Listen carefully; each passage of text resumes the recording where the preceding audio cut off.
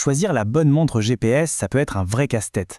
Aujourd'hui, on met sur le ring deux concurrentes de la même famille, la Coros Apex 3 et sa grande sœur, l'Apex 3 Pro.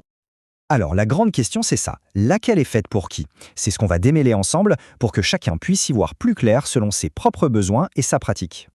D'entrée de jeu, posons les bases. L'Apex 3, c'est la performeuse polyvalente, super à l'aise dans plein de situations. L'Apex 3 Pro, elle, c'est la spécialiste de l'outdoor. Gardez bien cette distinction en tête, parce que c'est vraiment la clé pour tout comprendre. Mais bon, avant de parler de ce qui les sépare, regardons ce qu'elles ont en commun. Parce que, soyons clairs, le point de départ de la gamme Apex, il est exceptionnellement solide. Et quel point de départ! Sur les deux modèles, on retrouve ce boîtier léger et vraiment confortable, un écran AMOLED super lumineux et lisible, et cette fameuse couronne rotative pour naviguer qui est juste hyper intuitive. On ajoute à ça une étanchéité sérieuse à 100 mètres et une précision GPS au top. Bref, quelle que soit la version, on part déjà sur du matériel de très très haute qualité. Allez, on attaque maintenant le premier gros point de différence, et c'est souvent là que le choix se fait, on va parler d'autonomie. Et là, le graphique parle de lui-même. L'Apex 3 affiche déjà 75 heures, ce qui est franchement énorme. Mais la Pro, elle, pousse le curseur jusqu'à 100 heures en mode GPS standard. On parle quand même d'une différence de 25 heures. C'est plus d'une journée complète d'enregistrement non-stop. C'est juste un autre monde.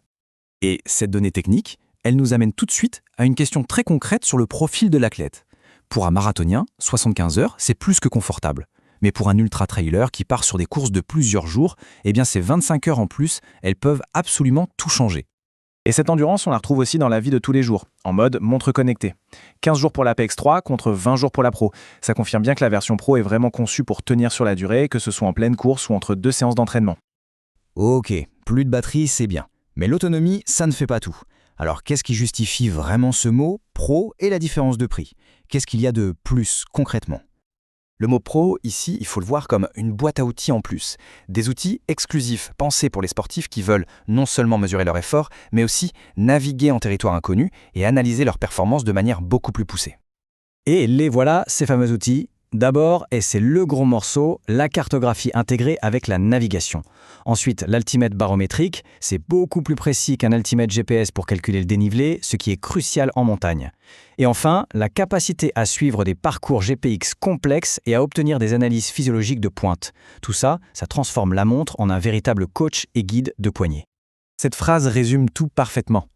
Ce qu'il faut retenir, c'est que la Pro n'est pas juste une version avec une plus grosse batterie. Elle offre un niveau de fonctionnalité bien au-dessus, spécifiquement orienté vers l'aventure et l'analyse de la performance. Bon, on a vu l'autonomie, on a vu les fonctions pro, il est temps de rassembler tout ça pour arriver au verdict. Alors, comment on fait le bon choix? Ce tableau rend les choses limpides. D'un côté, la Coros Apex 3, parfaite pour le coureur régulier, que ce soit sur route ou sur des trails courts. Son point fort, c'est son autonomie déjà très solide et sa grande polyvalence. En face, l'Apex 3 Pro est clairement taillé pour l'ultra-endurance et les longues aventures, là où la cartographie et la précision de l'altimètre deviennent des atouts indispensables. Finalement, il ne faut pas oublier que la technologie, ça reste un outil. Le plus important, c'est ce qu'on en fait et les objectifs que ça nous aide à atteindre. Du coup, la vraie question n'est peut-être plus seulement quelle montre choisir, mais bien quelle sera la prochaine aventure à vivre, parce qu'au fond, c'est la nature de l'objectif qui va dicter le choix de l'outil.